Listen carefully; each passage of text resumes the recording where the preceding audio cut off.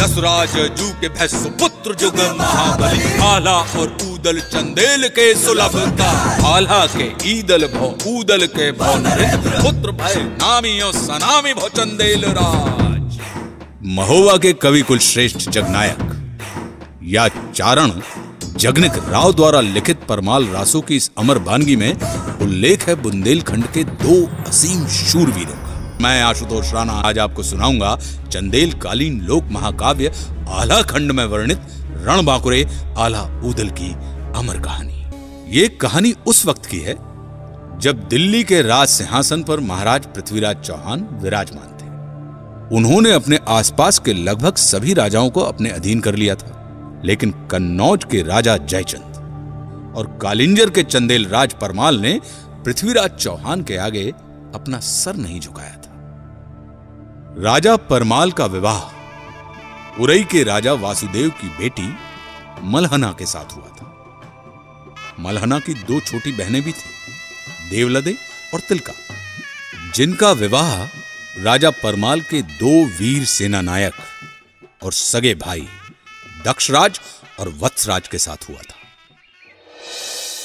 इस विवाह से महारानी मलहना इतनी खुश हुई कि उन्होंने देवलदे और दक्षराज के लिए दहसरपुरवा में एवं तिलका और वत्सराज के लिए सिरसा में 2 अलग अलग भव्य महल बनवा दिए। उन्हीं दिनों राजा परमाल ने महोबा को अपनी नई राजधानी घोषित किया था। चंदेल राज परमाल की इस पवित्र भूमि में लगभग एक ही समय में 5 पुत्रों का जन्म हुआ, जो आगे चलकर महोबा के पंचवीर कहलाए। महारानी मलहना की कोख से राजकुमार ब्रह्मकुमार का जन्म हुआ। ब्रह्मकुमार एक शूरवीर योद्धा था। राजा परमाल के राजपुरोहित के घर ढेबा नामक बालक का जन्म हुआ।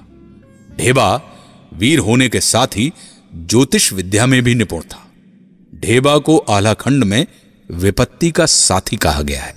उसने हर विपत्ति में अपने मित्रों का साथ निभाया। ढेबा के बारे में अलहत यानी आला गाने वाले आज भी ये गाते हैं, विपत्तिया के ढेबा है ऐसो मीत मिलन को ना, विपत्तिया के ढेबा है ऐसो मीत मिलन को ना। विपत्ति के मित्र ढेबा हैं और ढेबा जैसे मित्र आसानी से मिलते नहीं हैं। इधर सिरसा में तिलका ने मलखान नाम के एक पुत्र को जन्म दिया। कहते हैं कि मलखान का शरीर वज्र की तरह कठोर था और युद्ध भूमि में वो अंगद की तरह पांव जमा कर लड़ता था। क्या पांव पिछाड़ी तैन न जाने जंगा टेक लड़े मलखान, यानी पांव को पीछे नहीं जाने देता था और अपनी जांघों को टेक कर लड़ता था मलखान। इधर दहसरपुरवा में देवलदे ने भी एक पुत्र को जन्म दिया, जिसका नाम आल्हा रखा गया।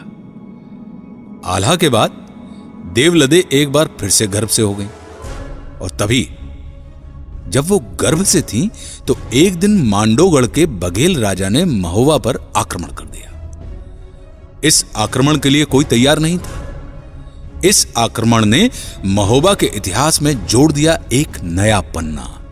इस आक्रमण ने एक नए समीकरण को जन्म दिया। क्या हुआ था?